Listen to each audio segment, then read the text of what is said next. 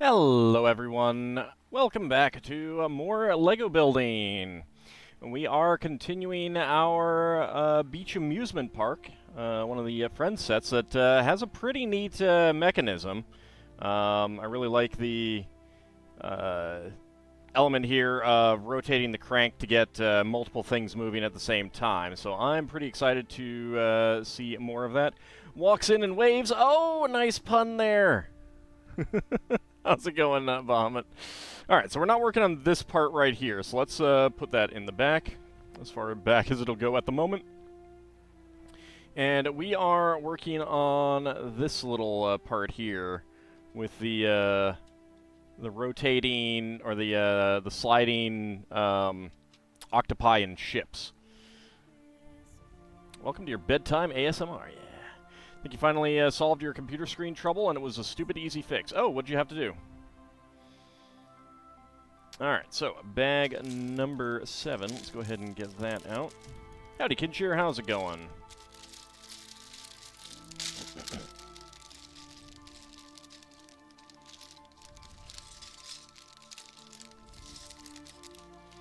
So last week we did finish up a box. Well, we got the last unknown minifig, or minifig that we hadn't gotten from a minifig set. So we will have something new this time. And I literally remembered that like 3 minutes ago. Training was time filling. Change the power cable. Oh yeah, yeah, that can do it. Those can go bad. Howdy, Sealan, how's it going?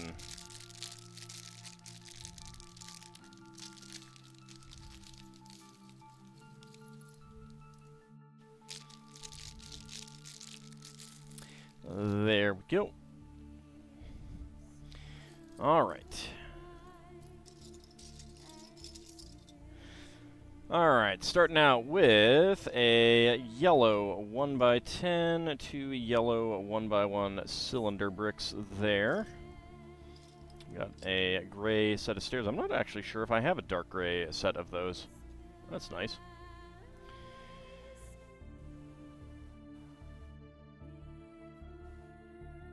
Okay, so we have coral, then pink, then purple. Alright, coral 1x8. Pink 1x6 and 1x2. And then I guess it's lavender 1x4. There we go. Get those in there. And 2 lavender 1x2 bricks. Very nice. Probably going for like a sunset look there, I think. Yeah, that's what it looks like. Alright, double set of 1x2 bricks with side studs. Dark gray, a 2x2 inverted slope. 1x1 right there. Black 1x2 with Technic brick. And dark blue 1x3. Waiting for windy weather, hoping to keep power. Oh, I hope you do. Apparently what happened was you had a bit of a power surging happen, and you think you damaged the power cable to the screen. Yeah, okay. Well, I'm glad that you figured it out. Yeah, I mean, that's one of the things is that cables can go bad, and yet it's like one of the fewest things to check. Honestly, sometimes it's one of the more annoying things to check, just because if you've got, like, cable management and stuff like that, sometimes you got to get, like, you know, behind the screen and stuff like that. And it's just like pain in the butt sometimes. Alright, so we got a non-friction double axle pin here. Red Technic bushing. And a number 1 angle connector. There we go. Get that right there in the back.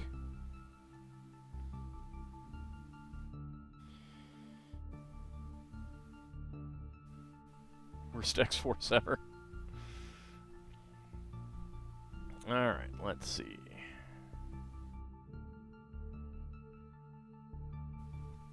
Oh, and we get another number 1 connector back here.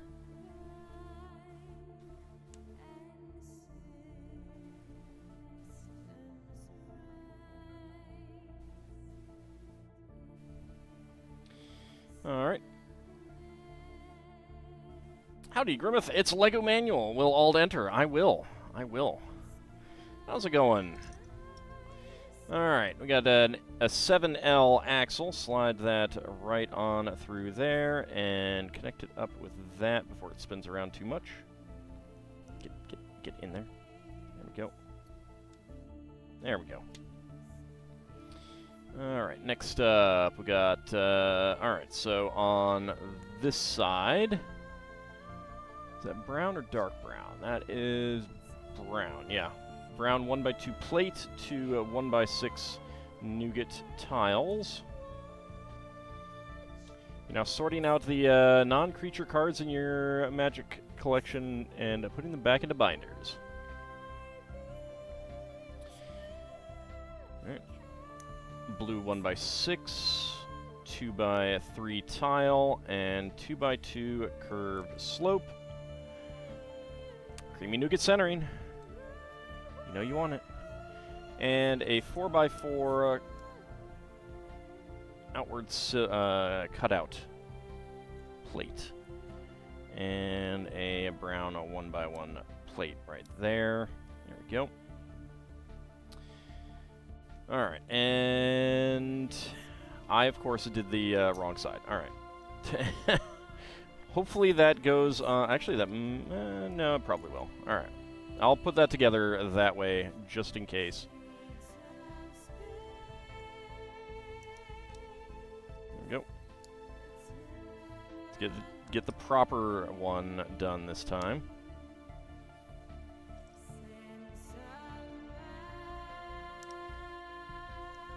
Go ahead and mirror that. And there's the 1x1.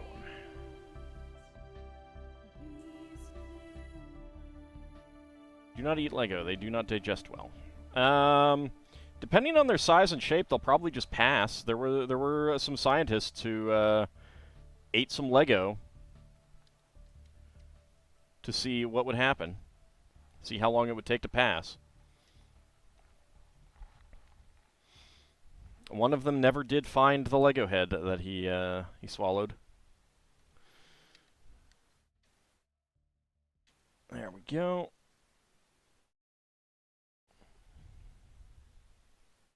Probably not the sharps. No, no. They swallowed Lego heads, so those are unsurprisingly pretty unsharp. All right, white 1x6 here. And then we got light yellow 1x1 cylinder plates.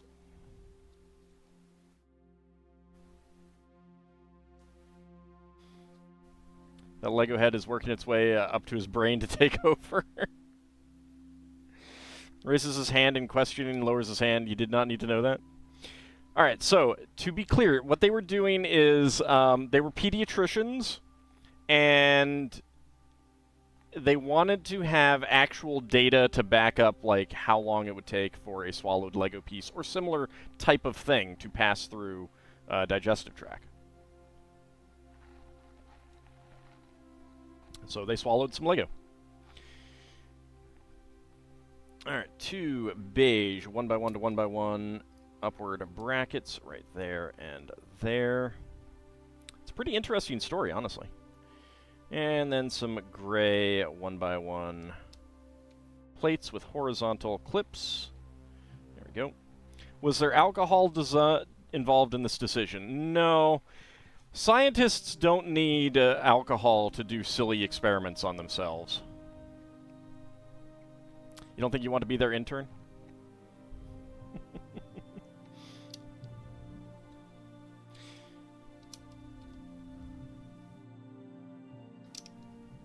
There we go. More blue plates. And then light azure 1x3x2 inverted arches, half arches, and a 1x4 plate. There we go. Alright, 2 black 1x1 cylinder tiles with top pegs.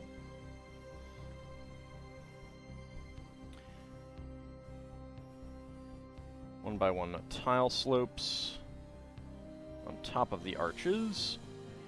And white 1x2 round end plates right there. There we go. Alright, dark red 2x2 plate, red 1x2 plate, and red 2x4 wedge plate, 1x2 to 1x2 upward bracket, and 1x2 end peak slope.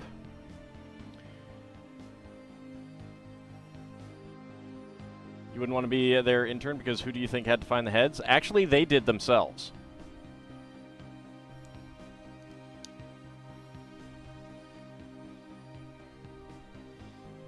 Alright, then we have our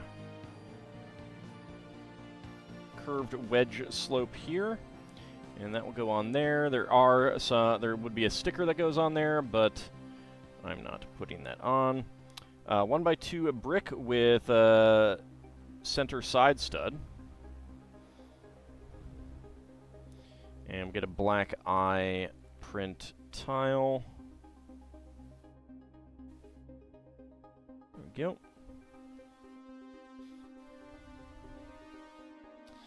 Okay, a pair of 1x2 headlight bricks and 1x2 plate. And they get right there. There we go. And a black 1x2 half cylinder tile for an eye patch. You have a piratical octopus, squid thingy.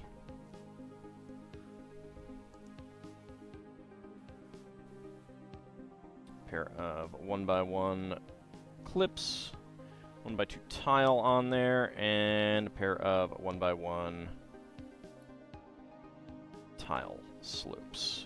There we go. And we clip our pirate squid. Call him Willy the squid. Right on there. That's pretty cute.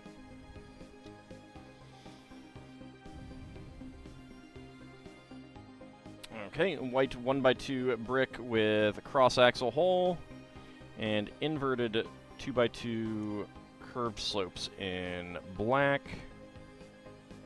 And another 1x2 axle hole brick. And a double pair of black 1x2 plates.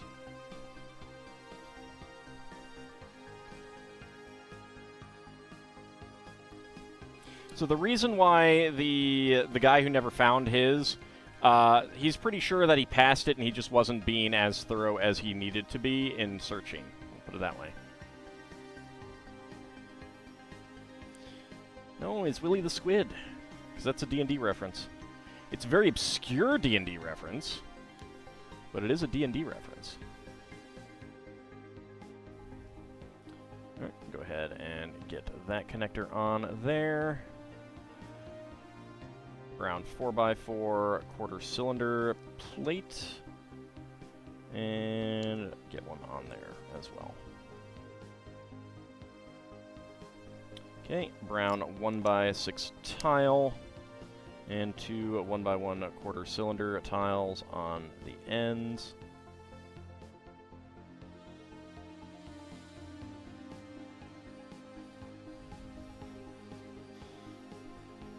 Okay, and on the back, we'll go ahead and slide that right in there. Okay. I mean, to be fair, the number of people who would get that D&D reference is very, very, very, very, very, very, very, very, very, very, very small. So, you know.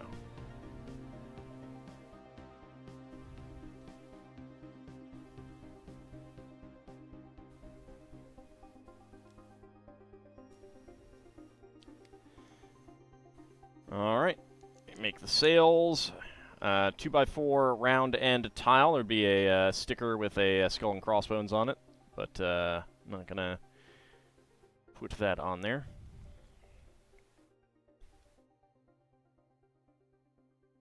Okay, get that right on there. And we got red elephant trunk elements, which I have not gotten in red before, so that's pretty cool. Get the small cow horn pieces in red as well, which means Ald is a nerd. Darn right, I am a proud nerd. Nerds are the best. Time for Ald's Lego Building Hour presented by Mega Contrax. Contrax, huh? Alright, pair of teal turquoise 2x2s, 2x2 plate, and 2x2 tile. A sticker would go on that, which I think that's the Lego Friends Botanical Garden set.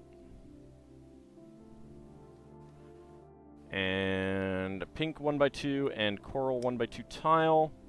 That is probably also a set, but I don't know. There we go. Get our little stuffed bunny. And even more fun, a balloon animal. I love these balloon animals. They're awesome.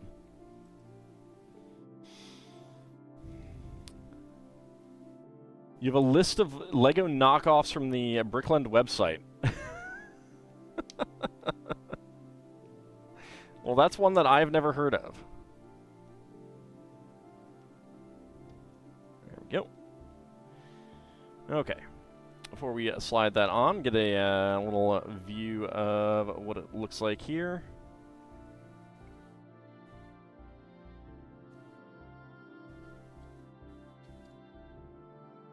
I like the boat in the background. That is really neat.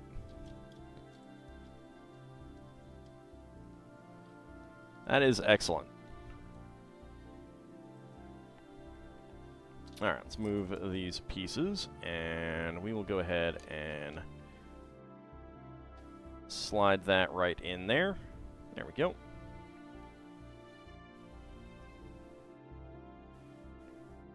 Okay. Next up. 4x6. Where's the 1x8 going? Or 1x10. Okay, I see. There we go. Get that right on there. 1x10 goes up front.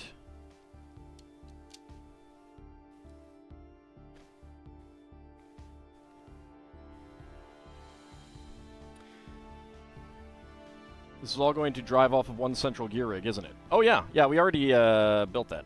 Unleash the Kraken!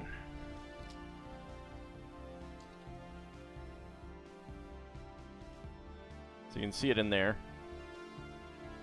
It's a pretty complex gear rig, too. Like, there's more down below it that you can't really see. Let's see.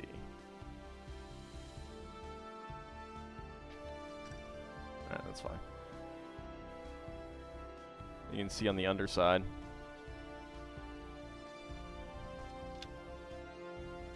It's pretty great. Get the surfboard back in there. Somehow makes you wish there were more adventures to be had with Dooley and that detective fellow. It's Detective McQueen. I certainly do hope that they continue making more. I don't know if they will or not, but I'd be all for it.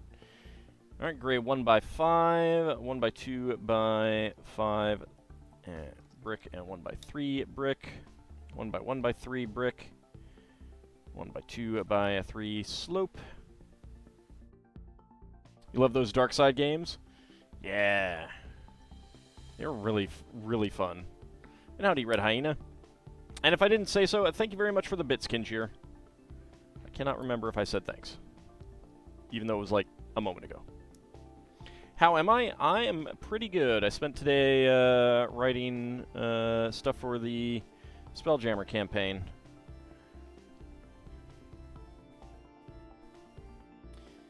There we go. Get that on there.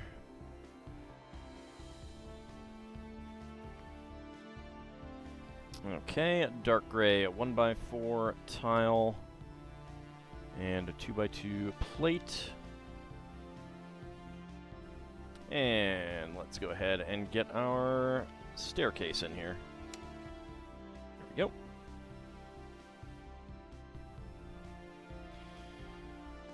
Soon you need to write up another god? Well, soon I need to publish another god. It's being worked on right now. I mean, I work on it throughout the month. Alright, 2x2 half tile up at the top, and a 2x3 there. Then we get a medium azure. Get two lavender 1x2 plate tiles. There we go. Then dark pink 1x4, coral 1x4, and a yellow 1x4. So a nice set of rainbow stairs going up.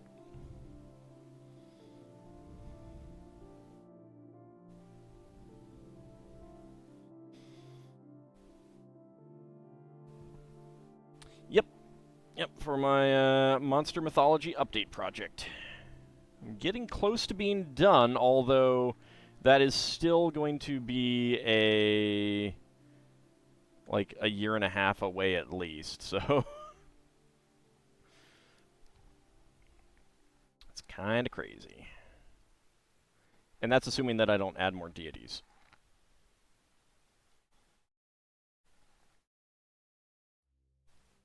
And then I might create some pantheons.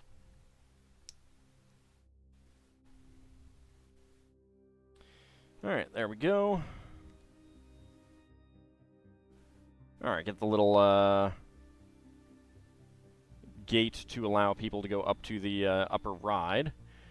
And that is it. So quite a few spare parts here. We got 1x1 cylinder plates in trans red, trans neon green, light yellow, dark gray, 3L bar in blue, 1x1 tile slopes in white, red, and gray, quarter cylinder tile in brown, half cylinder tile in black, 1x1 cylinder tile with top peg in black, and a black 1x1 cylinder tile with a printed eye. Isn't it difficult to nearly impossible to permanently defeat deities? Yeah, I mean, in AD&D First Edition, it was you could just go kill them. They were incredibly powerful and hard to beat, but you could just go kill them. They had stats and everything like that. Second edition was like, nah, let's not do that. So then they just statted up avatars, and the only way that you can kill a deity is essentially Deus Ex Machina. The Dungeon Master allows it. So, all right, let's see. Bag number 8. Let's go ahead and move this back a little bit. Give us a little bit more space. You made a literal pantheons for funsies in a matter of hours? Well, my creativity is a little bit slower, and I'm usually, like, I have very specific ideas in mind. Like, there's some Spelljammer races that I would like to do more with. It's kind of like how I created deities for the Grav, and that was basically my first real experiment with a deity out of whole cloth, basically. See what the reaction would be.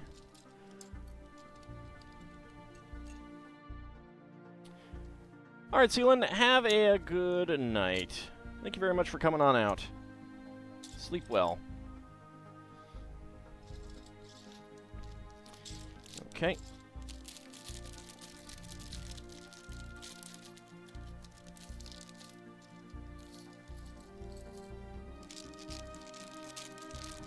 I mean, there's an adventure in which you basically semi-casually kill Tiamat, so, you know, it was always kind of silly. But then they changed it, so you can't do that anymore.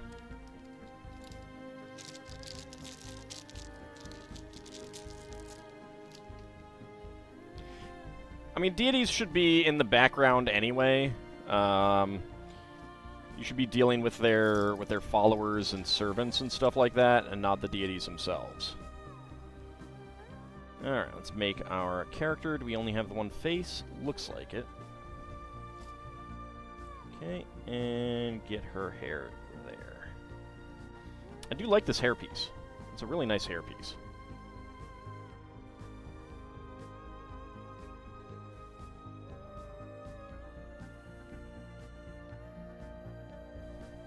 I don't know that I have it in that blonde, light yellow color. And I need a white 1x2 tile with ticket print. Oh, that's not it. There it is. Give her the ticket. There we go.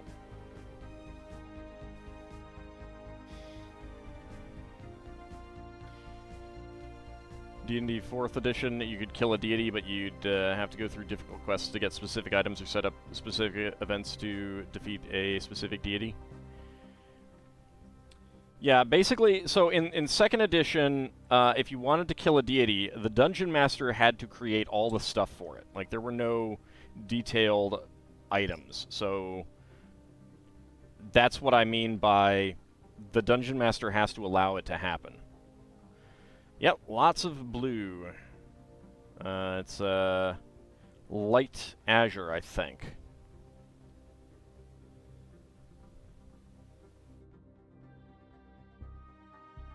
And then I think we have regular azure here. Yeah. There's a car in my neighborhood that's this exact shade.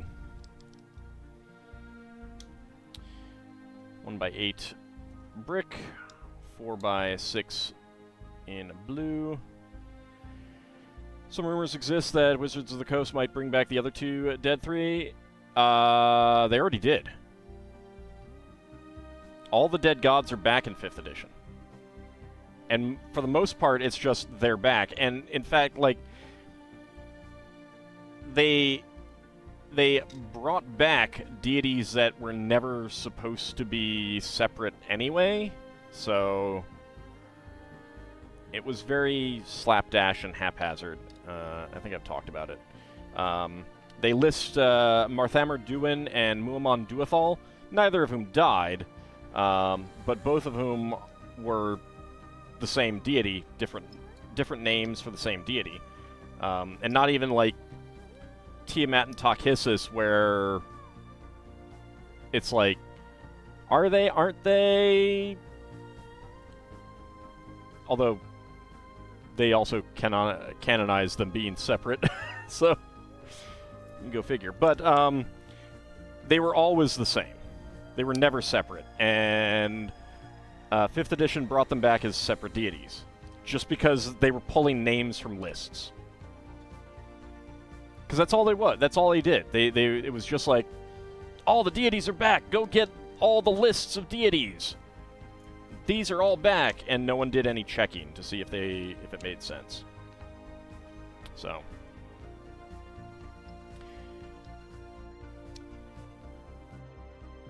there we go. Get our curved corner slope there. 1x3 curved slope.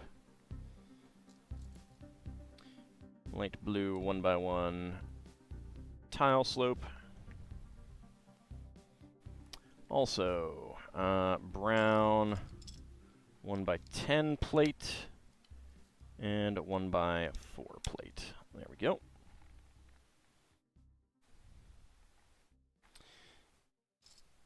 All right. Get that slotted right in there.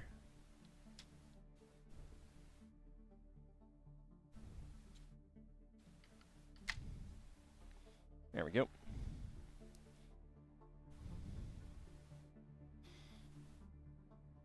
Okay, 1x6 in front of the stairs. 2x2 corner plate down there, and 2x8 right there. There we go.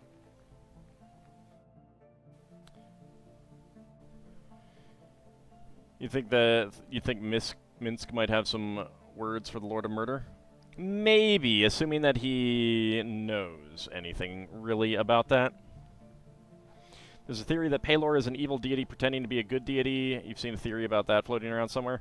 Yeah, there is a lot of that. I'm not a big fan of that. That kind of thing. It's just like...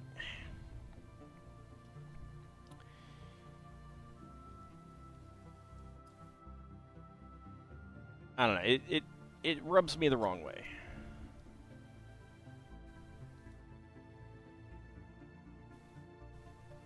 I don't know about that one specifically, but I've seen some things like that.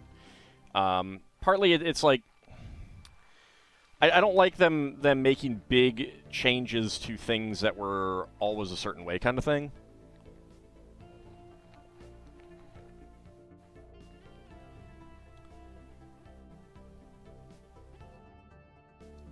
Because it's unnecessary, I feel.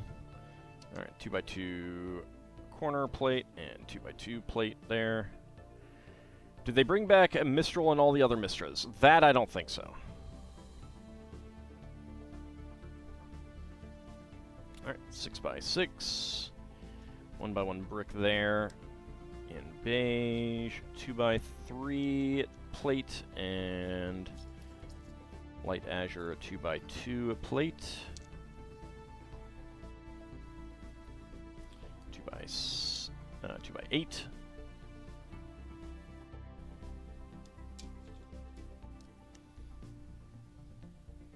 And another 2x8.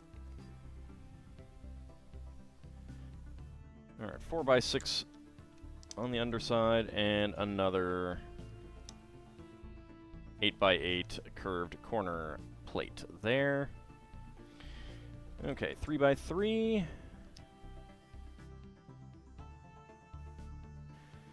Person who was researching some of Pelor's actions noticed a few oddities in Pelor's behavior and just ran with a non-canon theory.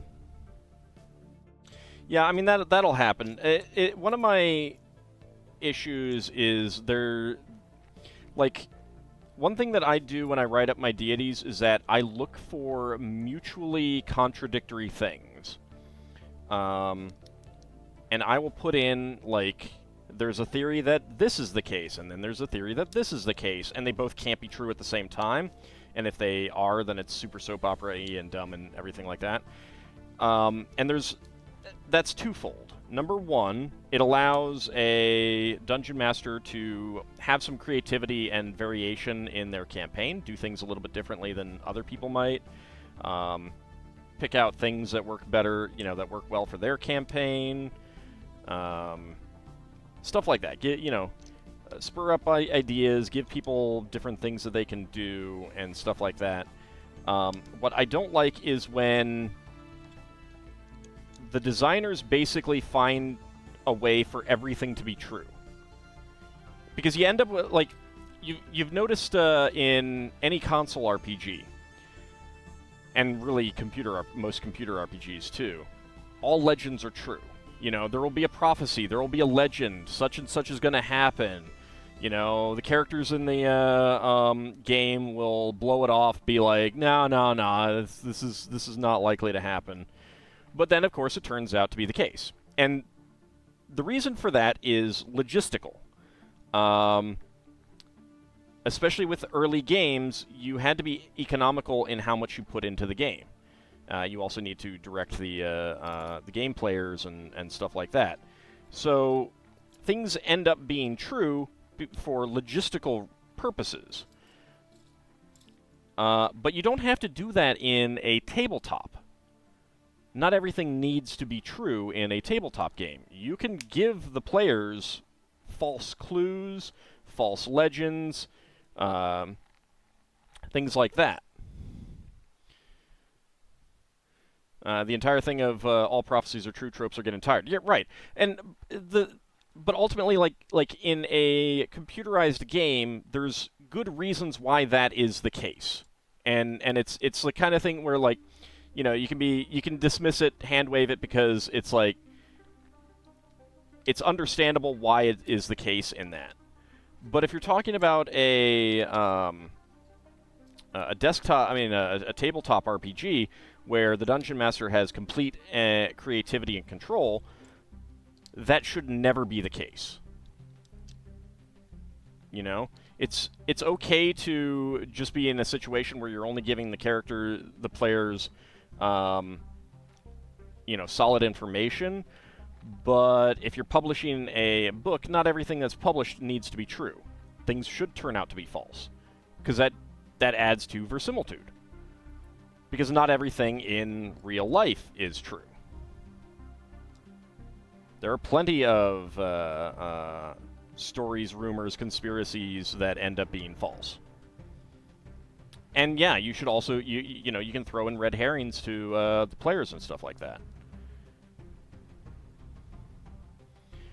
But especially with the Forgotten Realms, there was and again, it gets to the conservation of detail. Designers don't want to toss out what other people have written to a certain extent, although they are oftentimes quite willing to do so with certain other types of information. Go figure. So, you know, if there's a rumor in a published product, they don't want to come back later and be like, yeah, it was false. So they try to make everything true, which is why it's a really good idea if you're putting rumors into a game to put in mutually contradictory and mutually exclusive information, so that something can be true, but you can never have it all be true. How to do a prophecy, have it unfold, but have it so easily misinterpreted that every single scholar who knows of it can't agree on what it means. That would work too, yeah. I mean, it's not just prophecies, though. It's also legends and stories and stuff like that. Oops. Pop that piece off. Alright, let's see.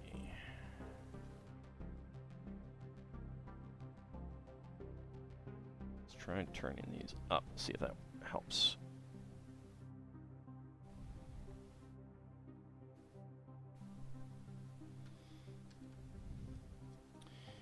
Alright.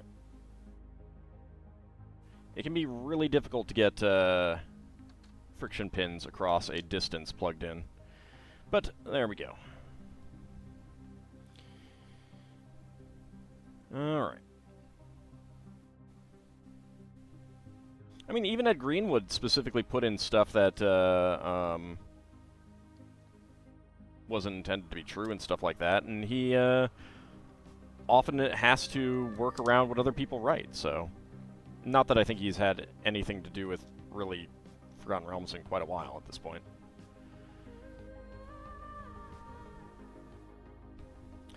You can. The problem with my issue with like mutually exclusive sects of followers for a deity means that that deity has to have some reason for allowing that to happen. The deities can just basically, in the game, deities are real. They can pop in and be like, no, you're wrong. I did not mean it like that. Unlike real life, where, I mean, certainly if you're an atheist like me, you don't believe that that is the case. So... That's always been my issue with even combative sects for a deity. You have to put in a reason why they allow their followers to fight and have different interpretations and things like that.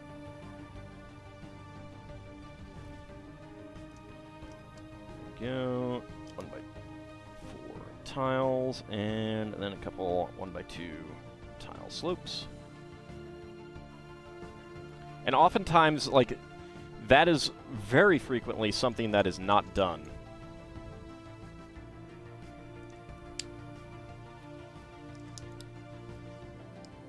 You know, in which case you can have, like, it works a little bit better if what you're doing is you're setting up another deity masquerading as a deity. That's doable in that kind of situation, because then it makes sense why one deity can't say, you know, no, you're wrong, because it's actually another deity that's masquerading kind of thing. And it's very easy to have a situation where, like, when another deity gets involved, then the gods are constrained in what they can say and do about it kind of thing.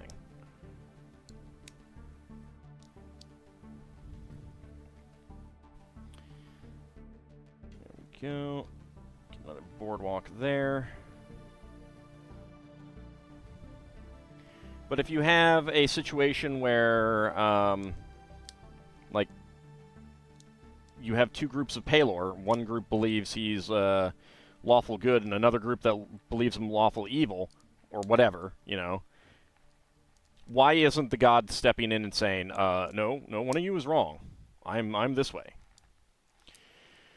Aren't the deities already constrained enough in the Forgotten Realms thanks to Ao? They're constrained in certain ways, but there's nothing in Forgotten Realms that says that Lathander, for example, can't be like, no, you guys with the heresy, you're wrong. Kind of thing. I mean, he could actually send an avatar to just, like, appear and be like, shut up, guys, you're wrong. So that's been my issue. If the deities are real, then you have the ability to find out things, either, and if you can't find something out, then it's because they're willfully choosing not to tell you. Which is fine. That's a perfectly fine thing to have happen, but then that needs to fit into the god's desires and plans, and then you need to explain that.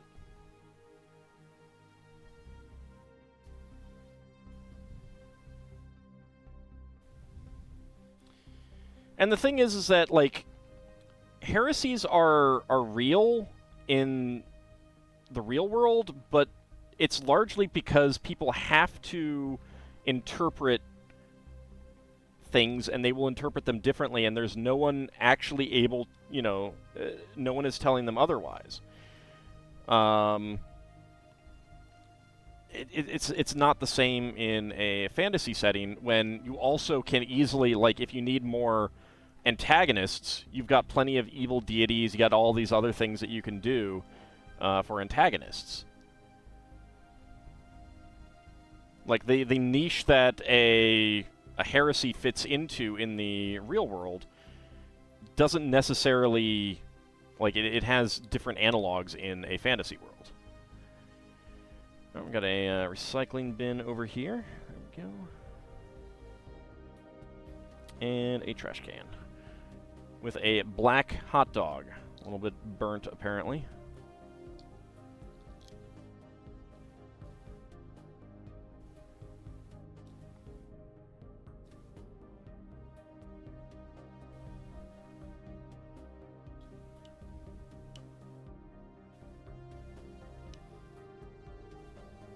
Alright, the hot dog does not want to fit in there with the lid. There we go.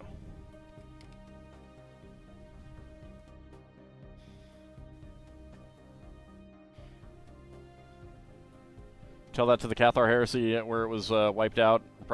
Probably mostly wiped out if you're on... Yeah. Well, so, but again, like... That's a case of they had a different interpretation than the Catholic Church, and the same is true for all other heresies, the Gnostic interpretations, and like it. Again, this is something that it's kind of hard to talk about when you're talking about real religions, real world religions, because there are people who believe these things are divinely given, and there are people who don't. But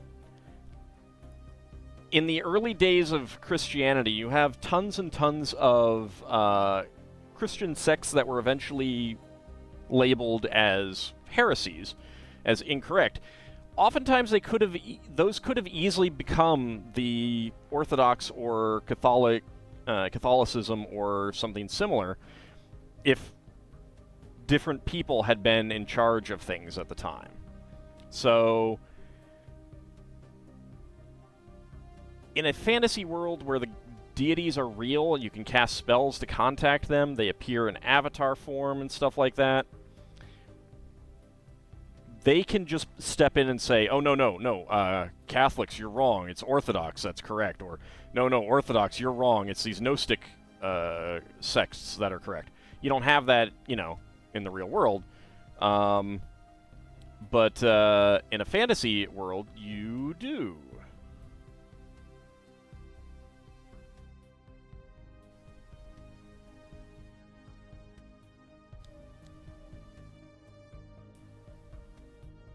Go, get that on there, and get that table on there. Push that axle down a bit, and make a couple of drinks.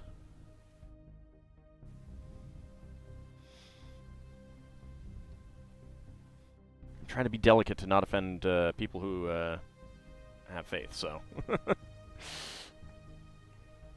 Yeah, so, I mean, but ultimately, like, if there's a heresy in a fantasy setting, my first question is always going to be, why is the god letting it happen? Why is the god letting it exist? And that needs to be answered.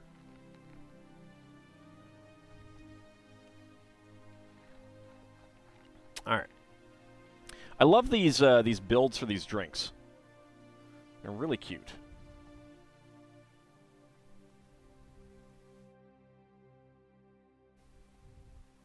There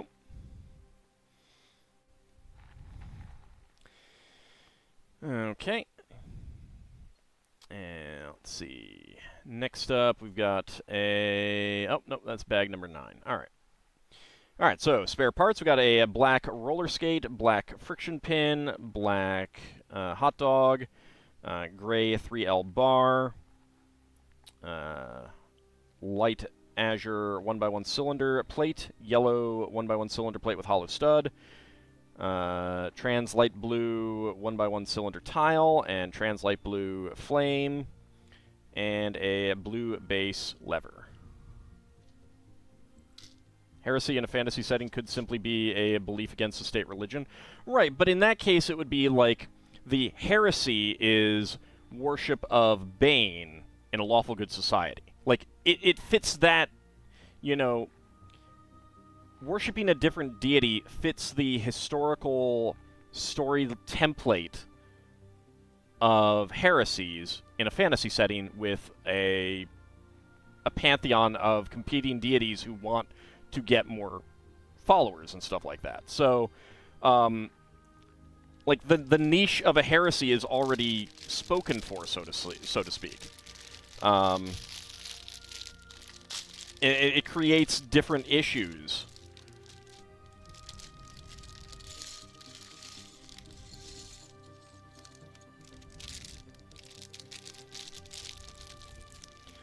Like, for a person of faith, you know, in the real world, the assumption is that God isn't stepping in to say what is correct for some reason. You know, he's got a plan, whatever.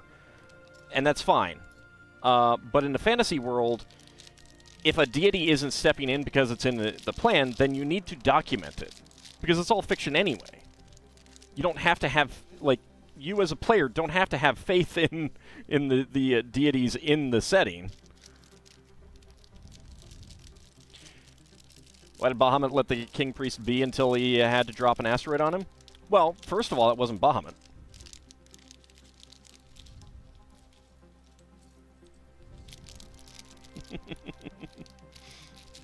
That's the first thing. That was Paladine. Different deity, different entity. But yeah, it's a good question. Dragonlance is heavily influenced by Christian ideology. So, like, it draws a lot from that. My out-of-game explanation would be he was constrained by the evil deities. The evil deities wanted this to happen, and they're like, no, you're not allowed to act. Let's Get a 5 coin over there. And so that's why it happened. But then, of course, the question is, why did they punish in such a way? You know, I mean, I've always had a problem with the way of that because it's like, it's very Old Testament-y, and it doesn't work quite so well in the D&D game with alignments. So I've always had an issue with the Cataclysm on Dragonlance.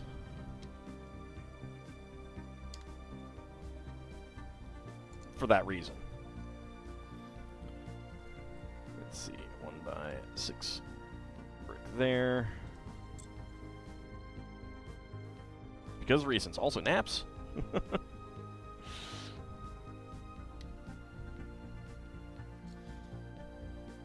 Yeah, I mean, it doesn't fit my views on alignments. It doesn't fit my views on how deities can and would act in D&D, but that would be okay if there were a better description of why it was allowed to happen. The problem is that it's just assumed that it happened because it is mirroring the Old Testament. The Time of Troubles, I'm a little bit less. I have a little bit less of an issue with. It's a little heavy-handed, but AO is like my best description. Like, AO isn't good and he isn't evil, and I wouldn't even really say he's neutral either. He's essentially amoral. He is beyond alignment by being what he is essentially an administrator. And I like, again, my explanation would be that the Dark Trio, Bane, Ball, and Miracle, had a gambit to try to get more power for themselves by stealing power from AO, essentially. And AO was like, all right, I've been hands-off for too long. It's kind of like punishing a whole class for one kid cheating or cutting in line or something like that. It's unfair to everyone, but the idea is also to make sure that that the group polices themselves, which is not a great way of doing things ultimately, but it works if you view AO as kind of an amoral entity that is an administrator, as opposed to having real responsibilities, like a god actually would. Some deities did something that he needed to deal with, and he dealt with it. And he dealt with it in a way that was specifically like, don't any of you think of ever doing this again, kind of thing. And, I mean, he was generous in some ways by bringing some deities back to life afterwards, kind of thing.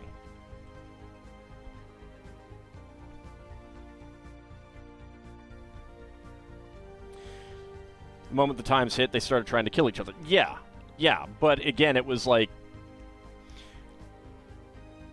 I mean, I wouldn't say it was super successful, but oops, let's get that piece out.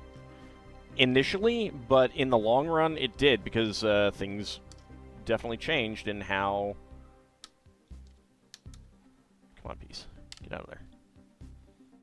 In how the deities act.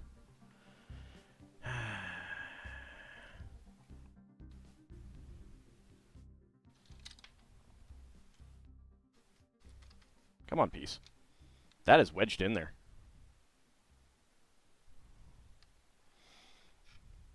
Well, he left Helm alone because Helm had a specific duty.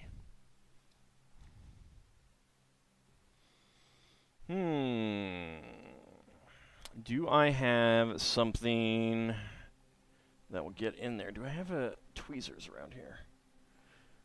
Where are my model kit tweezers? Where did I leave those?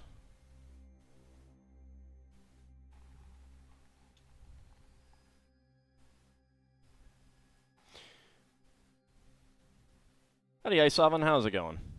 Yeah, making the gods care about... Alright, I don't really want to use a knife to do this.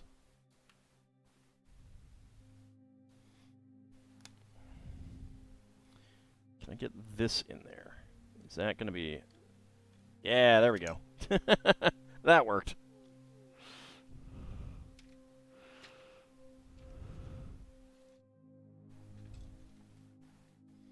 Perfect. No problems. Let's get that on there without causing that to slide in there again. I mean, so, like, the time of troubles was punishment. That was the punishment, and then the idea was to make them get, like... Again, it's like punishing the class by making the class figure out who took a thing, or to get them to give it back kind of thing. Again, like, this is why Ao is not a god, and why he is not, he should not be seen as, like, a moral figure, because he's not. He's amoral. He exists to do one thing and one thing only, and that is be an administrator to,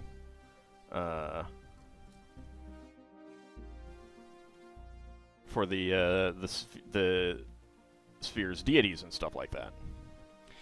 Well, yeah, I mean, but we're talking about the in-game logic, the in-world logic here. Get another one of these pieces on here. So, from that perspective, you know, how he handled things is fairly reasonable. I mean, fairly logical, I guess.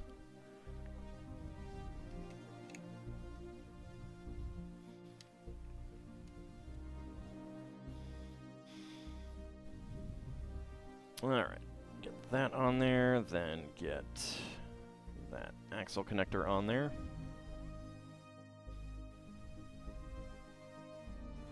I mean, I'm not really a fan of the Time of Troubles as a means to bring in addition changes. I much prefer kind of seamless changes, and unfortunately... I actually want to pull this off for a second. Changes are oftentimes done in a dramatic fashion, and that's one of the reasons why you get frequent, as the Forgotten Realms community calls them, RSEs, Realms Shattering Events.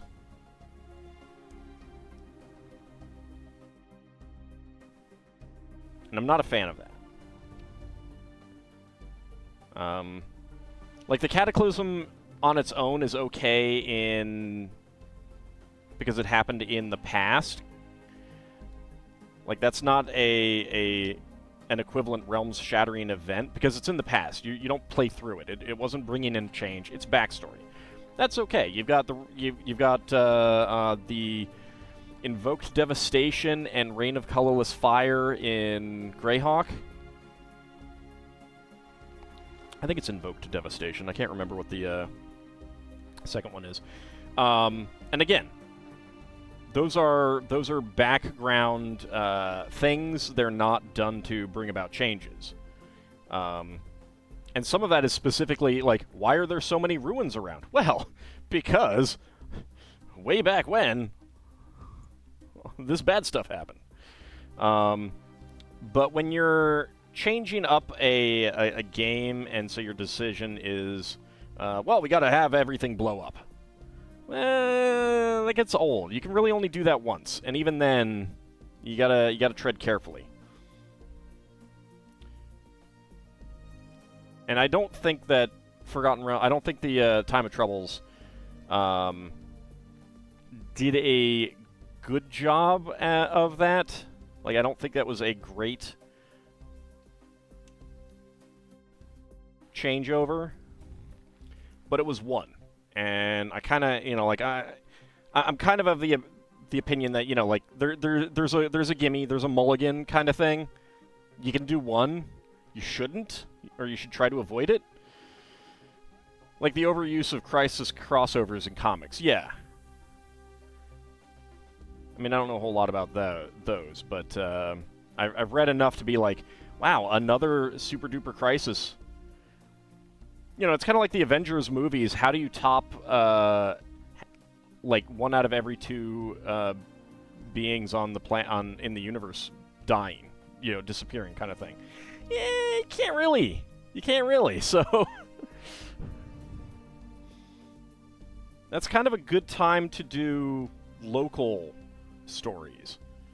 Like, at this point, I'm kind of the opinion that nothing should be so big as to try to rival that in the... I mean, not that I pay that much attention to the Marvel stuff, but it's like, you did your one. You don't get more.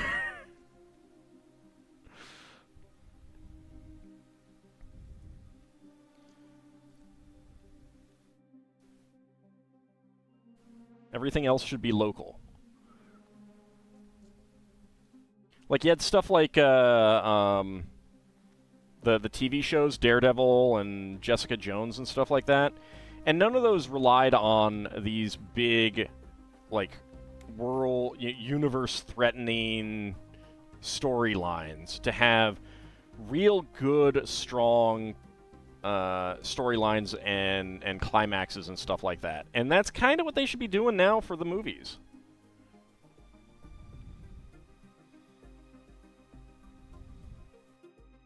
Because how do you top what has already happened, kind of thing, And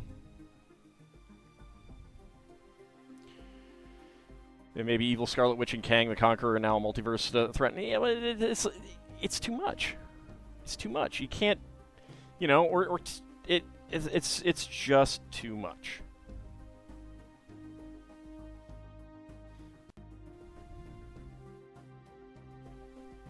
Get a little fishy on here. Where's the fishy? You just wave the magic reboot wand and start it all over. I mean, you could do that, and if you're, like, at least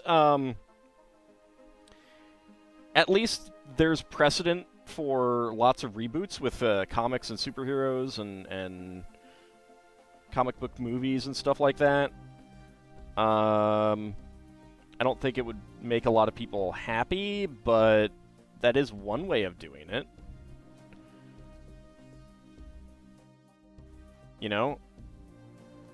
But they could also do something new. And that's kind of like the thing that we saw with, this past weekend, Barbie and Oppenheimer, is you were mostly being facetious. Oh, I know.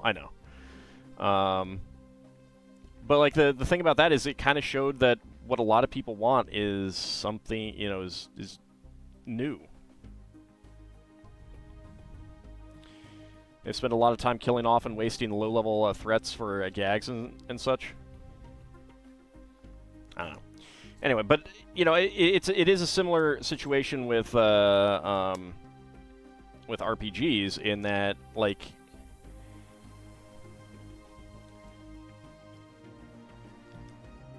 I have kind of specifically avoided gigantic threats in my Spelljammer campaign. The closest thing is, one of the recent spheres the party was in, where there was an invasion of an outside force. That's the closest thing, and that threatens a sphere. It wouldn't really threaten much beyond it, blah, blah, blah, and stuff like that. The party absolutely could have, not necessarily with a clear conscience, but they could have just been like, well, we're out of here. Have fun, guys. Figure it out on your own.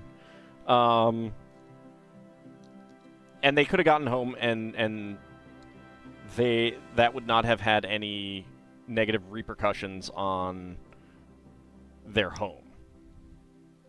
And I've basically specifically avoided those big threats, even threats to a whole sphere and stuff like that, because I don't like that. The party in that game and the party in most tabletop RPGs are not, like, literally world-saving heroes, in my opinion. They're just people out, they're adventurers out doing stuff. They might occasionally stumble into a big threat, but generally not.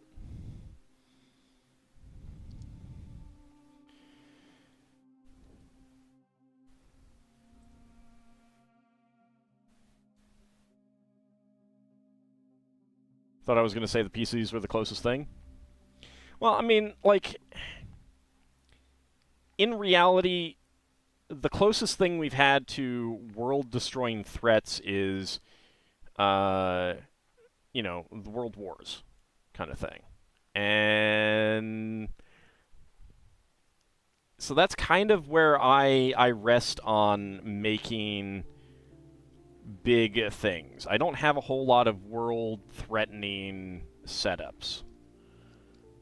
Or multiverse threat. I mean, Spelljammer's a little bit different in that it's a lot easier to encounter a world-threatening setup when you have lots and lots and lots of worlds to visit, but I would generally avoid a world-threatening setup in, like, the Forgotten Realms or Greyhawk or something like that, because I don't think it's very interesting, and I don't feel it's very realistic. So it's like how people want Disney to make new stuff, but all Disney seems to want to pump out is mediocre to bad live-action remakes of past animated classics. I mean, I have not seen the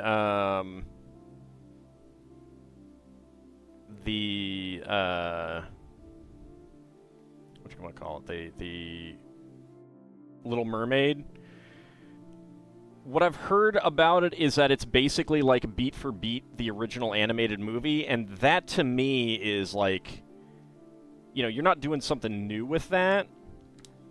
So I don't have an issue with a live-action remake of their, you know, classic animated movies, but my point of view is like, you've got this property that you own, and you have an opportunity to do something new with it. And I don't just mean new, like, have the main character, you know, be black, basically. I mean, I'm all for that kind of thing, but if you're not changing the story around at all, trying to give a fresh new take on it or something like that, then I'm kind of like, what's the point? People can just watch the original, and they're getting the same thing out of it.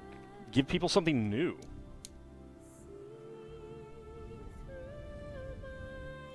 But yeah, I mean, part of it is that they just want to give people the same thing over and over again. That's Disney's problem right now. And that's something that they should not be doing. They should be trying to give people something new and fresh and different.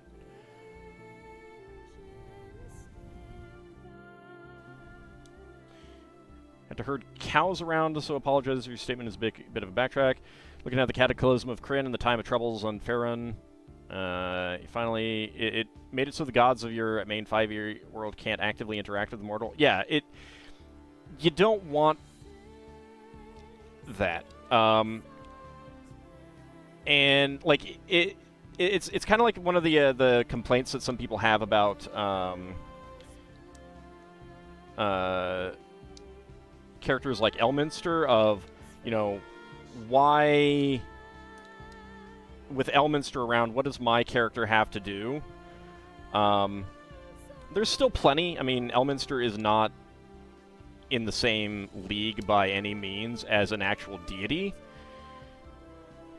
So I do think that there, you know, like, I don't have an issue with Elminster the way that I would have an issue with a deity, but if a deity can just appear and do stuff, then why aren't they? You know? And you need to have reasons why they don't. Having them be constrained, having that it be like, you know, like, a good way of doing it is that if let's say a good deity appears to defend his followers from an attack by devout followers of an evil deity, then that should force the evil deity to appear. And so the good deity doesn't do that so that doesn't happen, you know? I mean, that leads to its own kind of cataclysmic situation. So you've got that kind of thing, and that's one way of handling it, I feel like. Generally, deities want to avoid an outright, like, deity-on-deity fight.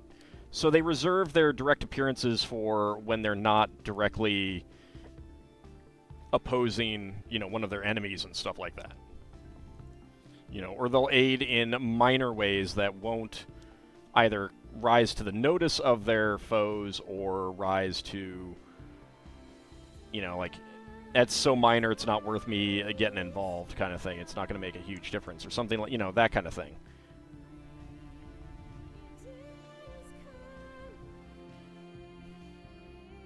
But yeah, you do need to have specific things. I also think that deities should be seen, you know, like, they're not omniscient and omnipresent and omnipotent, even a greater deity. So a big thing, one big easy way is just that they don't always know. They don't always have time or space, like mental space, to do things. That's another way to set it up.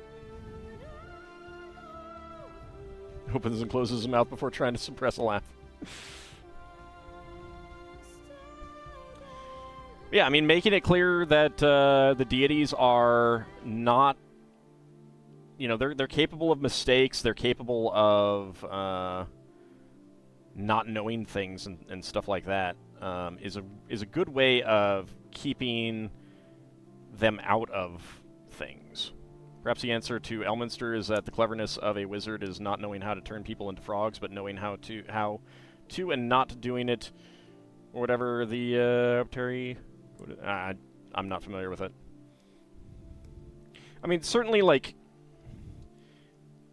if Elminster was getting involved in everything, then he wouldn't have time for a lot of things. So one good explanation for why the PCs still have jobs is because Elminster's taking care of the big stuff. You're taking care of the little stuff. Oh, Terry Pratchett. Another thing is, like, now, I mean, a lot of players might feel that that is lessening what they do and stuff like that, but, I mean, if you're not level 29, then are you really on the same level as Elminster kind of thing? Oh, Terry Pratchett, Discworld, yeah, okay.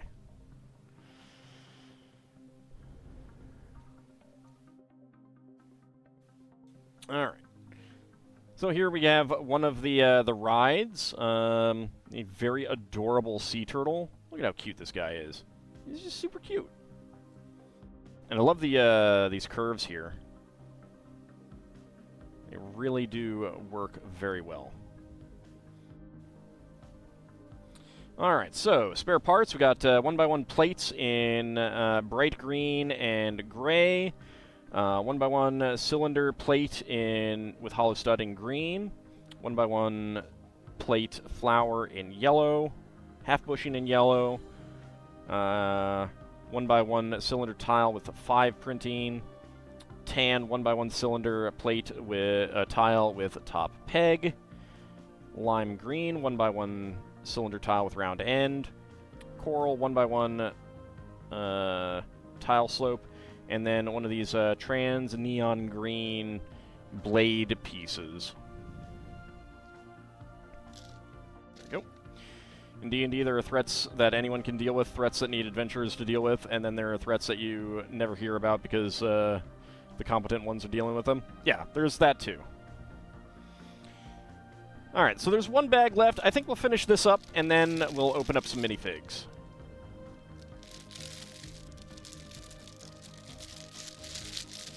Because there's not a whole lot left to this model.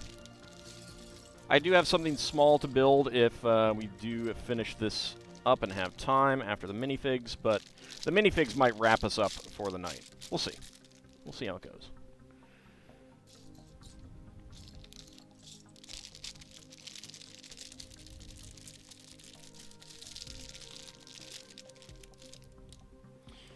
Well, maybe more so Manchun than Elminster, just because I think Elminster would be a lot more careful about it.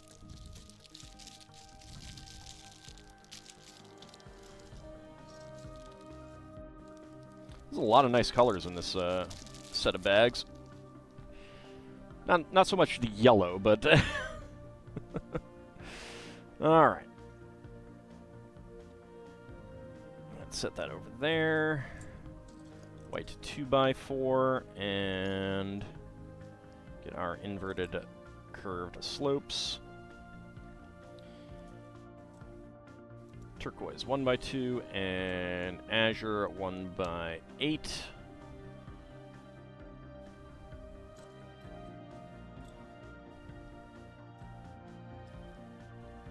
But yeah, I tend to like smaller problems for the for player characters to deal with. I tend to not like those giant, world-threatening, multiverse-threatening things. I don't find those fun. I don't find those easy to conceive of and plot out and stuff like that.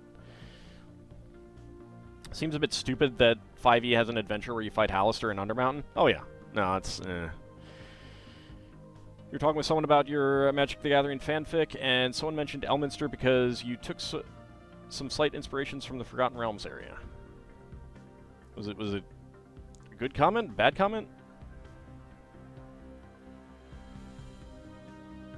I don't think Hallister has that many clones. Manchun is the one who has tons of clones. Or at least Hallister didn't have clones in 2nd edition, that I recall. I didn't pay that much attention to Hallister, though. Hallister was always, like... See, my thing is that fighting Hallister is not something that should happen, because Hallister is evil, but he's crazy, and he works best as, like, a guy in the background. Not even manipulating things, but causing things to happen. Like, that's the best way to use Hallister, is he's in the background causing things to happen, not even, despite his evilness, maliciously. I mean, they're bad, malicious things that happen, but he's not doing it maliciously, because he's insane. It was good because you, like the Magic the Gathering plane you were creating, had a few races, and we're also in the Forgotten Realms. Gotcha. Hallister just keeps populating the dungeon, and that's part of it. Yeah.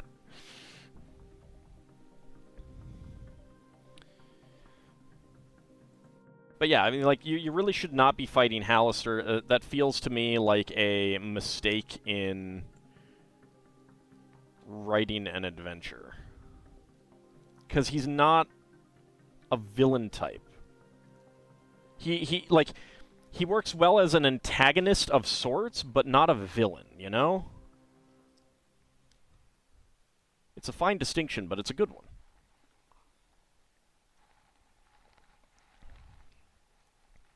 Took the pie trees from Xanth.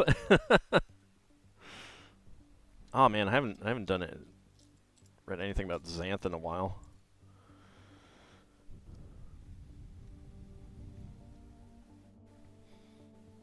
You know what I mean there about being an antagonist but not a villain? I don't know if I'm making sense. It's sent into Undermountain where you fight an avatar of Lolth by yourself. Well, that's a computer game. It's a little bit of a different thing. It's not that it gives it a pass. It gets a pass, but it's more of a you can dismiss it.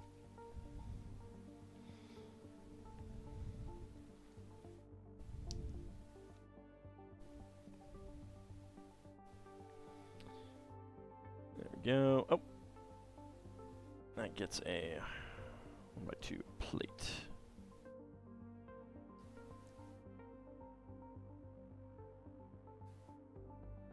There we go.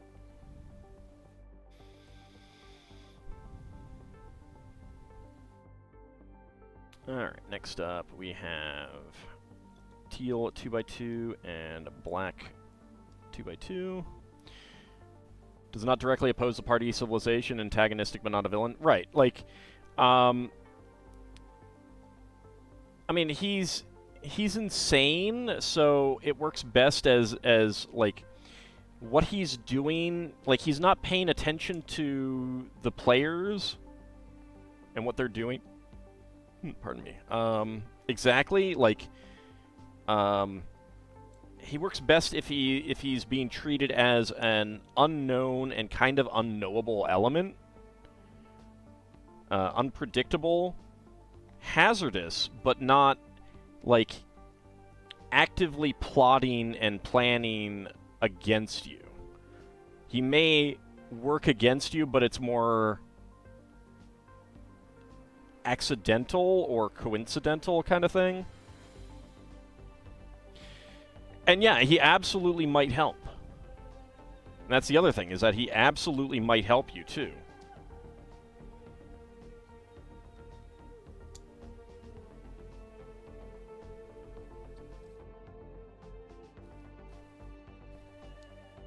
Get that slope on there.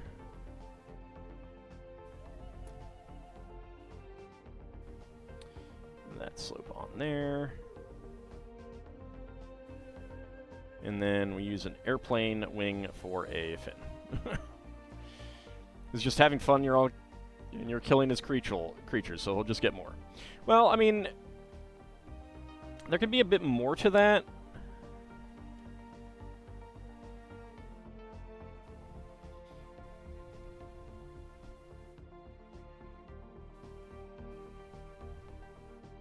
But it just works out best when he is treated as, like,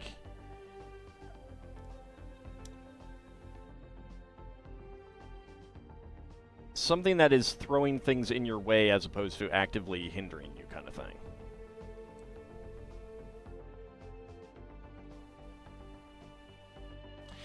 Well, Neverwinter Nights is not canon either.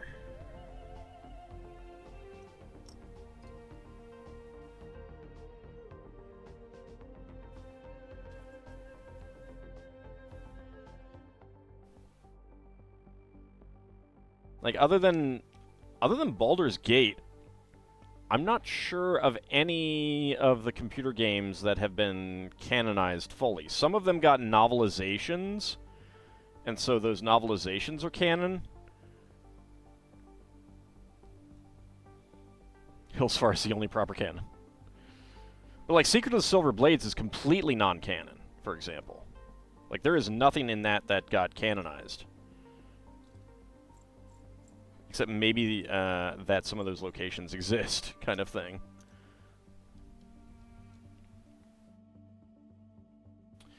Pool of Radiance had an adventure and a novel.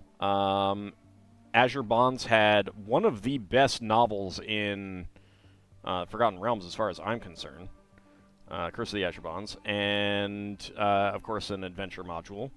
Of course, like, the computer game is technically a sequel to the novel. Secret of the Silver Blades, I'm pretty sure, does not have anything canonical at all. And then Pools of Darkness got a novel as well. Eye of the Beholder is completely non-canonical. And in a lot of ways makes no sense whatsoever, if you know the Forgotten Realms. The Kryn trilogy is non-canon.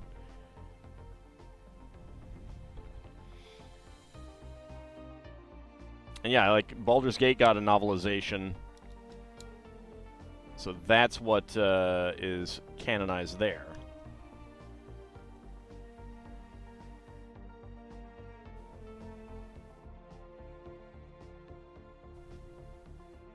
There we go. Got a little dolphin car. Get to make a tail for it first.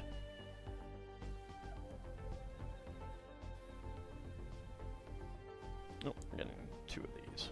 I see.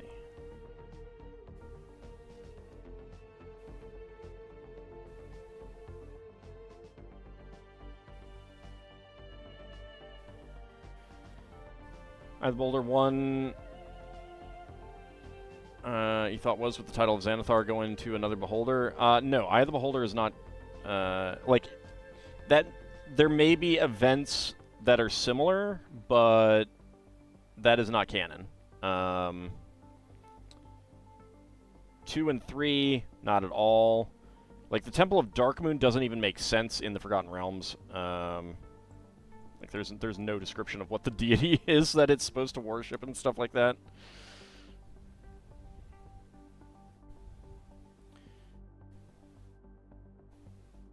No, there was not an early SSI attempt at an online game called Hillsfar. Hillsfar is a it's a multi-mini game that you can import characters from Pool of Radiance or Azure Bonds into and out of. I will say never export out of that game into Azure Bonds. It messes things up. I had to go in and edit my characters afterwards. But it's basically just a collection of mini games set in and around Hillsfar. It doesn't really match Hillsfar either, so it's not canon. The online game is the original Neverwinter Nights. Darkmoon Shar probably, except it's not. Like, it's very... It is just a thing that exists, and there is no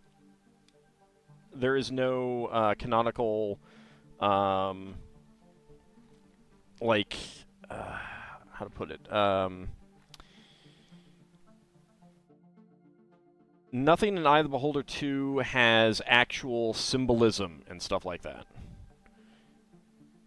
Oh, no. There was no online component to Hillsfar.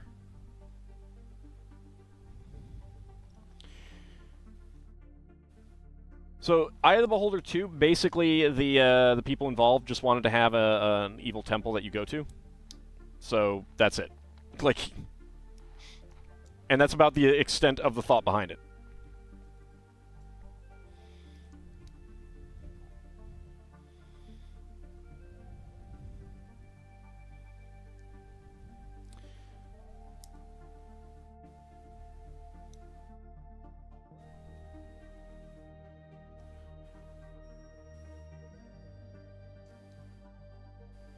Right, my issue is that they didn't even, like, try to make it line up with Forgotten Realms lore. It was just a case of, they sat down and, like, now let's make a game, let's do these things, alright, we need Kelvin, alright, done.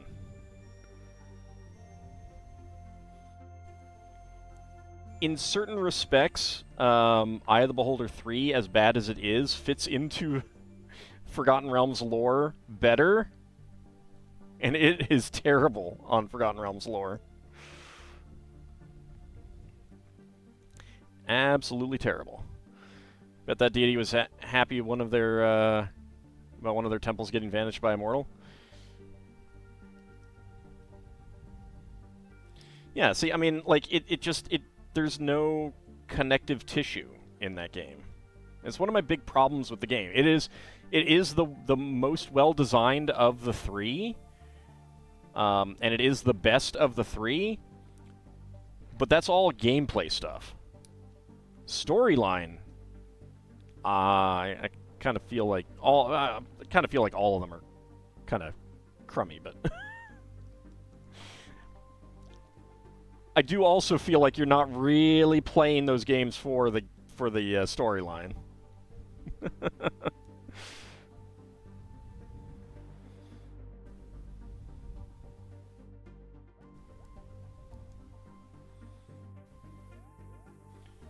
I mean, Eye of the Beholder 3 at least referenced the Dark God from Monster Mythology, but still not good.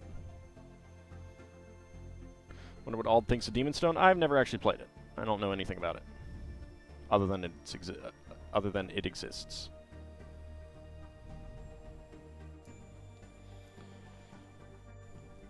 I don't know how it plays. I don't know what it's like. I mean, I'll probably play it eventually.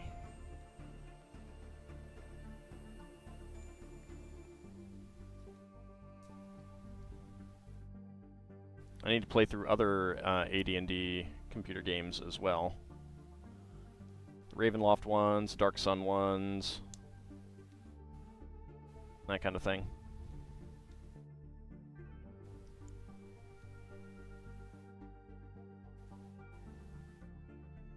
go. Let's see, trans orange on that. That is a hollow stud. You feel bad for the Dark Sun universe? Yeah. I've never been interested in Dark Sun as... Well, okay, let me rephrase. I was interested in Dark Sun when it first came out because, oh my god, powerful characters. But then I actually, like, looked into what the setting was like, and I was like, eh.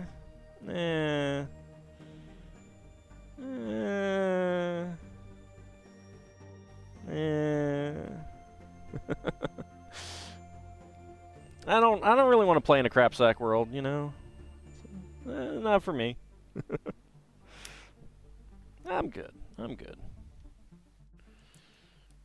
Isn't the Dark Sun universe one in decline? I mean, Dark Sun is in the multiverse.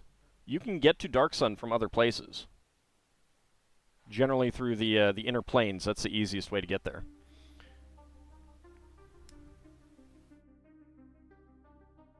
There's a Dark Sun realm in Ravenloft, for example.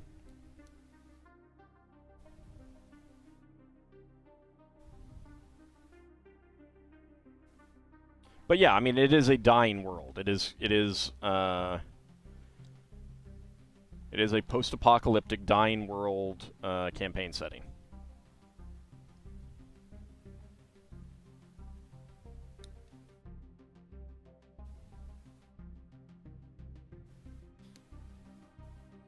But my interest in post-apocalyptic stuff is along the lines of not surviving, but in trying to turn things around. And like that was the big starting arc of Dark Sun with the novels, and they retconned all that. They rebooted it.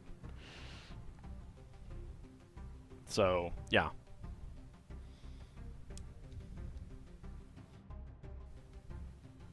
I'm good. There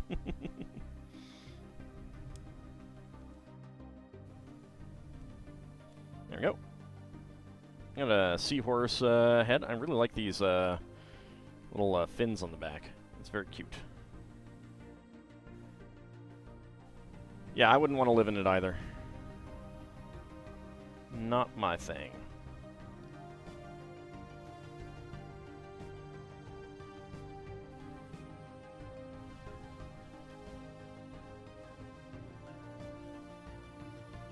You thought it was a chocobo? Yeah, it's all sea stuff.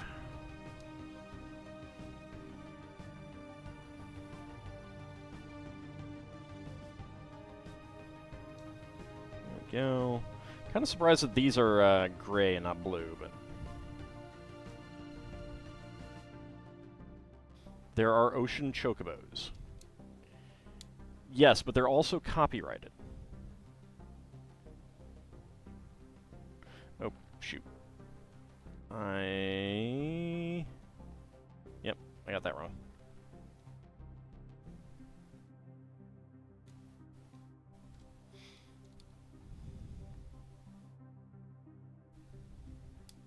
Alright, doesn't matter which way it actually goes as long as it just lines up, and I did not get it lined up.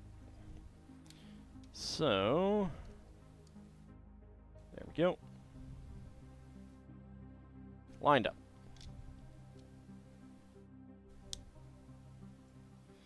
It's kind of weird that there's a curved slope here. I mean, I guess there's just not enough space on those, so I guess that's why. But it's still kind of funny.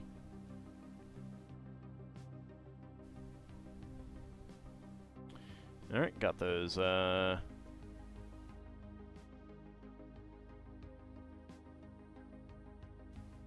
1x3s, there we go. Alright, next up, get a trans light blue cone there.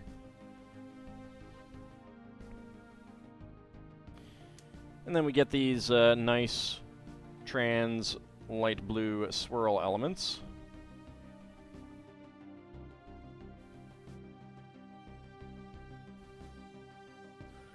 There we go.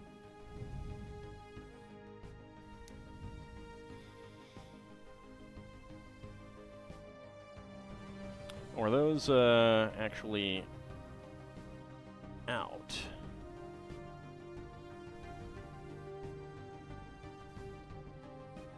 I guess so. There we go. Okay. Alright, we get this curved element, get a 2L axle, a macaroni curve, another 2L axle, another macaroni curve, and then the little tail element. There we go. Little tiny curl. There we go. Okay, and the wrench can clip on under here, so that's cool. Alright, extra pieces. We got 1x1 plates in aqua, yellow, and blue. 1x1 quarter cylinder tiles in turquoise and aqua. 1x1 tile in turquoise. 1x1 tile slope in turquoise. 1x1 cylinder plate with hollow stud in trans orange, and a 2L bar with stop in white. Alright, so let's get our mini dolls on the ride.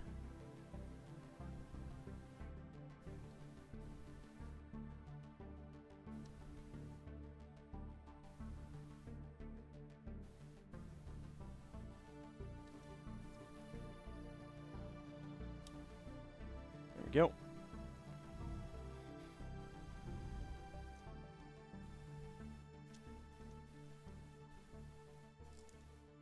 And there we go. All right. Howdy, Poopinell. How's it going? All right. So, there we go. We got a fun little tilt-a-whirl type ride there. That is very cute. That is very, very cute. I really do like that. This is a really well made, and like anyone you know, doing some like beach setups or something like that could definitely use these designs on there in that for some sort of like a beach, Coney Island Beach Amusement Park type thing. And then, of course, we have...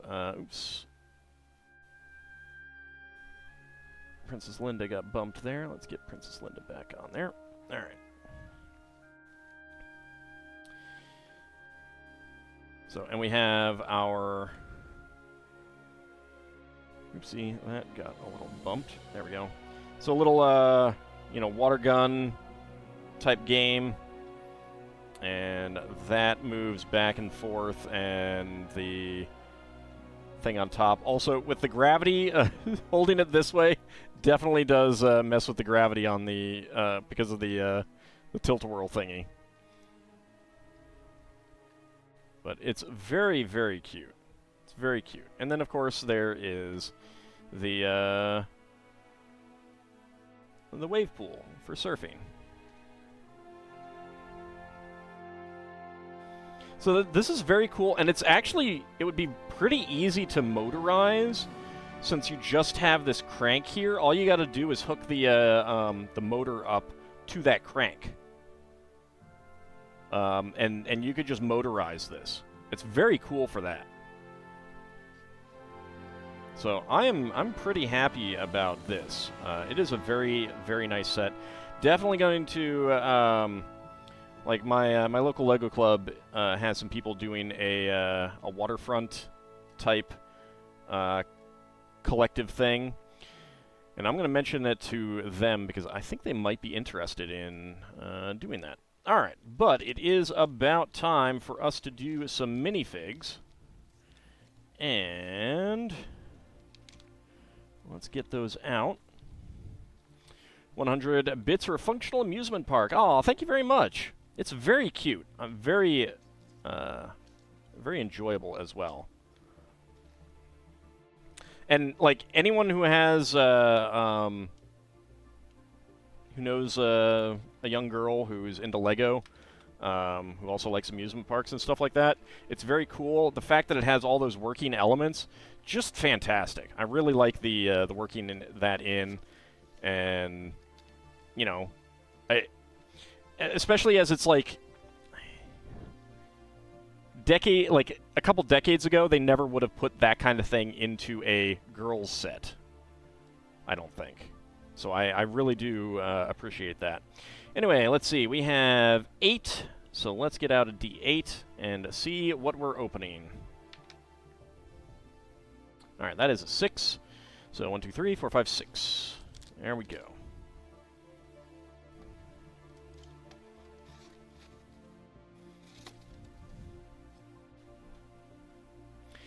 All right, start a prediction. Can all guess what is inside the minifig pack? Let's go.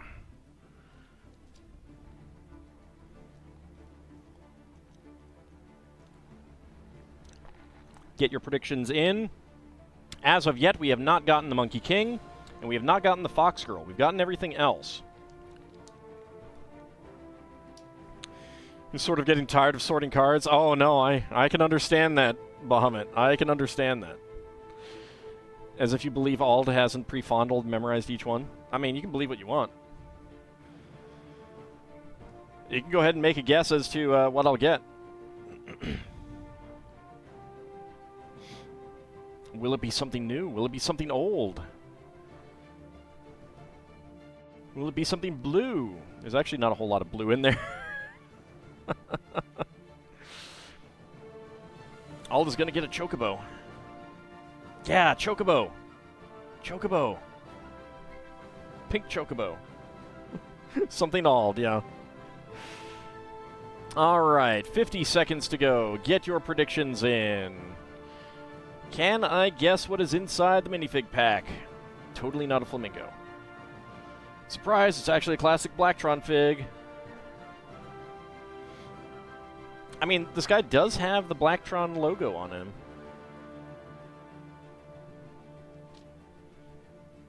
So he's probably a Blacktron bounty hunter. You want the fox? It is very cute. It is very cute. I am hoping that I get that as well. All right, 20 seconds to go. Get your predictions in.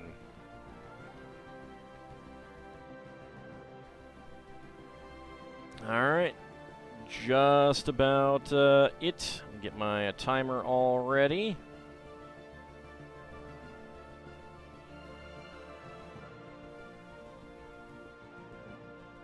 Okay, timer is ready. Prediction time is closed. And go. All right, let's see. What do we got? What do we got? Okay. Feels like something soft, but that does not feel like the flamingo. What is that? What is that?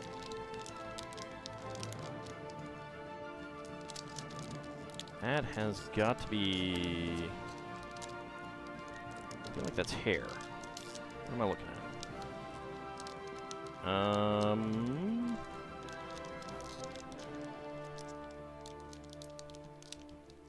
That is bizarre. All right. Let's go try something else because that's not working.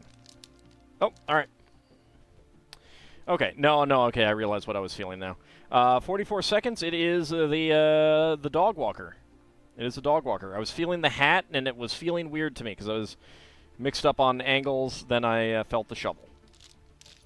So 44 seconds. 44 seconds. We got the dog walker.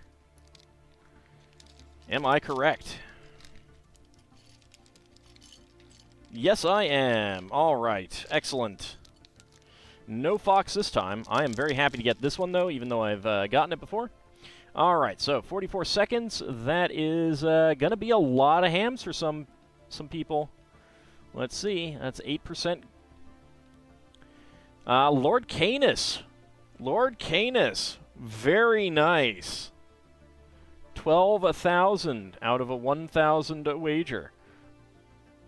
Kinshir, a Bahamut Zero, and a Crimson Clover Blossom going for within 20 seconds. Lel Bunny going for 50 to 60, and Anghammeron going for no. Almost got that, Lel Bunny. Almost got that. That was pretty close. 44 seconds. All right, let's go ahead and make our dog walker. Very cute outfit, too.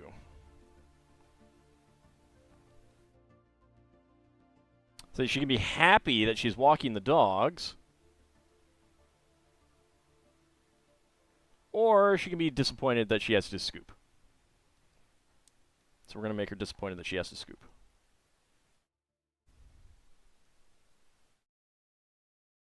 Like,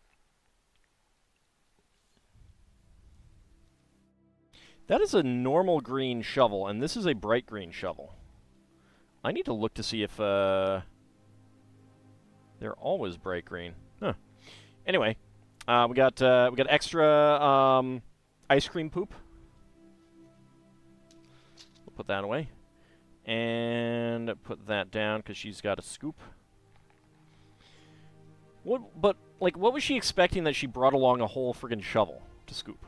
That's kind of crazy. But we got a white bulldog and an adorable Dachshund. Look at that cute. Look at that cutie. Look at that wiener dog. Slot under the belly.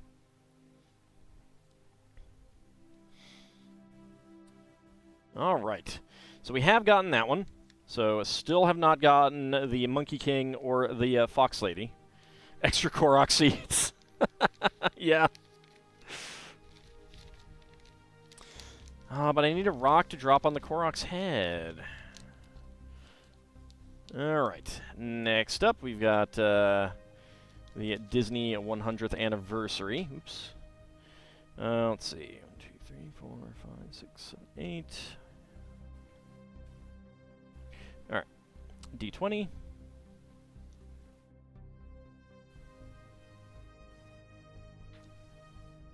Alright. 20. 2. Alright. Number 2. Man, wasted that 20. I could have used that for the monsters this upcoming Spelljammer session. Disappointing. Disappointing. Alright, let's get that prediction in. Go ahead and make your wagers. Can I guess what is inside the minifig pack? You could drop Linda or Horace on them? That's mean. No. No, I don't wanna do that to Linda or Horace.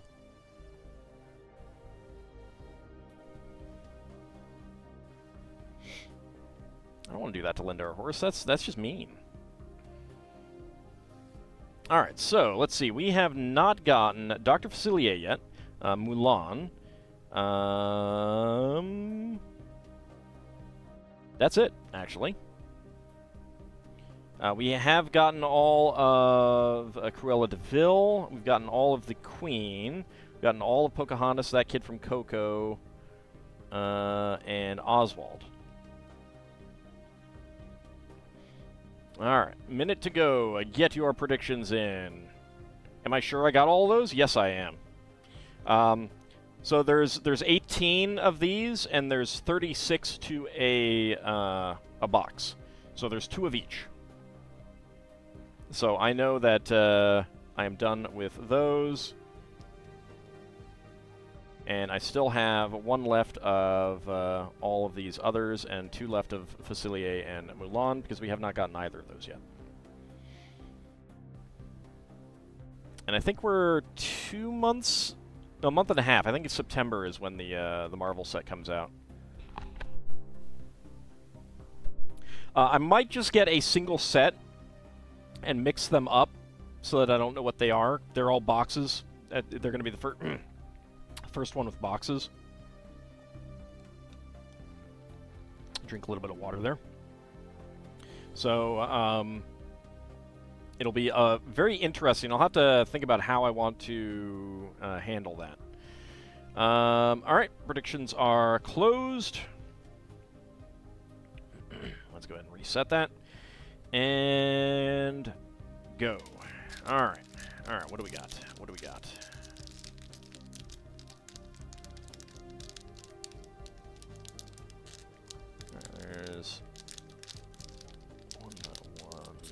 tile there.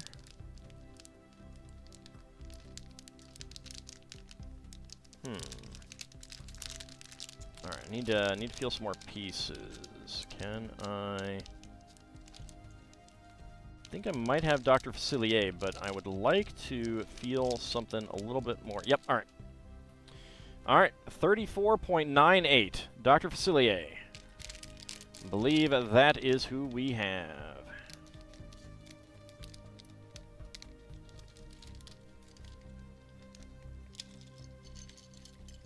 Nope, don't fall off.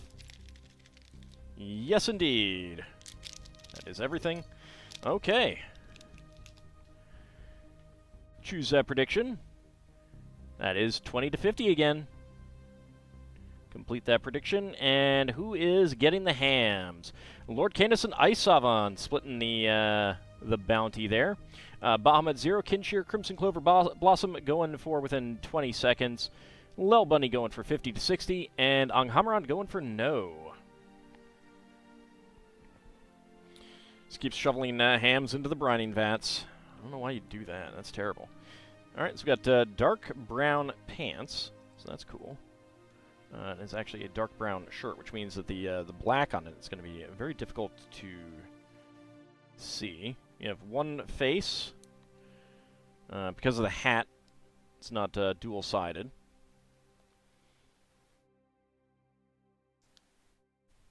And there's actually enough pieces for an extra staff. You got an extra 3L bar, 1x1 cylinder plate with hollow stud in gray, and a trans purple 1x1 cylinder tile, which is very lovely. Lovely shade. Lovely plumage.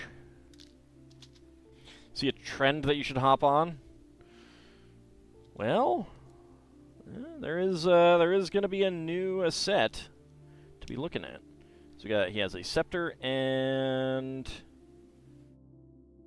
I have not seen the Princess and the Frog, so I do not know what this is supposed to be. It looks like a card of some sort, or a ticket. Come on, focus, camera. Dual-wielding wands, yeah. Definitely could. So I think those are minifig hands. Doesn't look like a tarot card. And I don't know that tarot is really that big in Voodoo.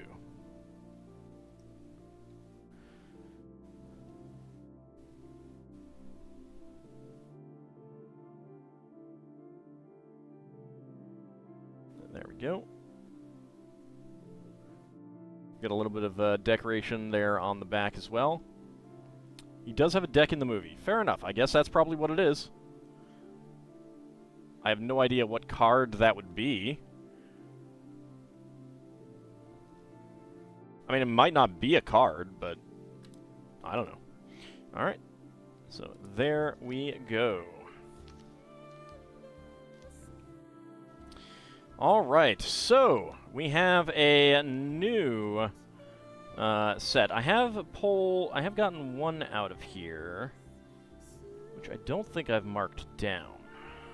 Alright, so hold on. There we go. Oh, it's a little dusty on top, actually. That is... what series is this? I actually don't remember what series this is. Doesn't always say. Alright, let me see if I can figure it out. That is...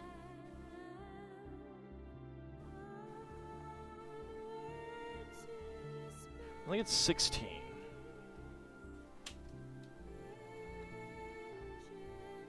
Yeah, I think this is 16. Might be 18? 16 or 18. I'm not sure. Anyway.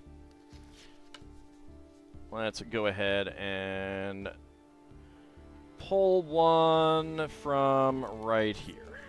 There we go.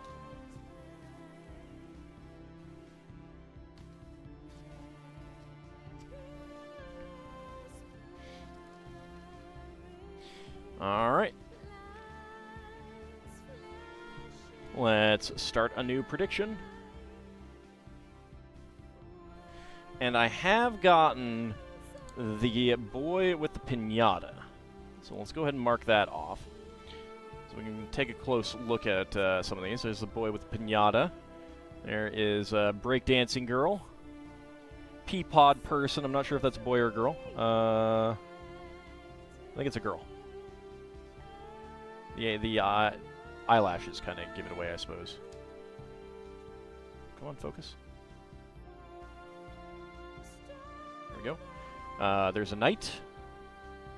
A Viking warrior. Llama girl. There is a NASA space fan. There's a pirate lady. Tokusatsu, I think Tokusatsu guy kind of thing. There is a karate fighter with nunchucks. There is a track and field javelin thrower, discus thrower, scuba diver, drone pilot, bedtime girl, rocker with a mullet, and 10th anniversary brick guy. So we got some fun-looking ones in this set. All right, so let's see. 30 seconds to go. Get your predictions in. Can I guess what is inside the minifig pack? All hands down. That sounds like it could be a bad thing. Alert, alert, all hands down. All right, let's see. The series is 20. Fair enough. Thank you. I thought I had 20. I thought I did 20. Maybe I'm thinking of 21. Whatever. Alright. Predictions are closed. I don't like it when they don't put the series number on them. Alright, let's reset and go. Alright, what do we got? That feels like a torso. That feels like... Okay, alright. I'm going to go with it. 14.18. I believe we have the javelin thrower with the discus. I think I felt the discus. Track and field medalist. Let's see.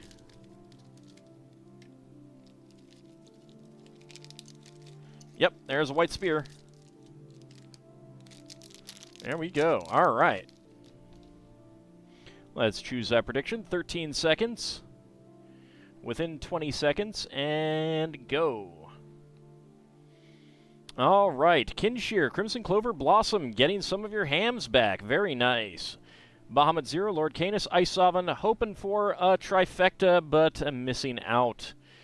Lel Bunny going for 50 to 60, and Anghamron going for no. Unfortunate.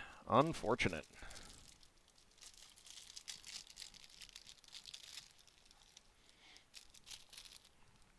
Of course, it would have been most fortunate if I'd gotten all the hams because no one voted no and I got no or something like that. But, you know, I can hope. I can hope. All right. Let's go ahead and get her on there. So she's got 2 faces. Let's go ahead and get those viewed.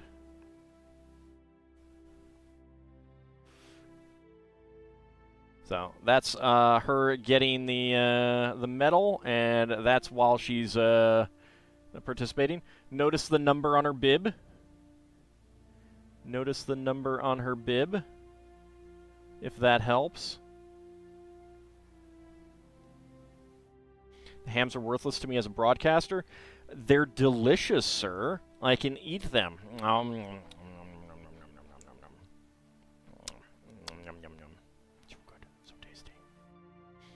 All right, so we have a white spear, which I don't think that I have gotten before, and a discus. Very nice. Not Zego. It's a 7, so it makes an L. Lego. All right, Bahamut, thank you very much for coming on out. I really do appreciate it. All right, And we have an extra medal. Put that away. Alright, and she is right there. I do not know the distribution in this set, however. But we will see what we get. I'm definitely looking forward to the Knight and the Viking Warrior. Those are the ones that I want the most. The brick outfit isn't one that I need a large number of. Neither the Tokusatsu guy, but the pirate lady, that's pretty nice. Get the cute little baby sea turtle there. I want that. The second one is a participation trophy.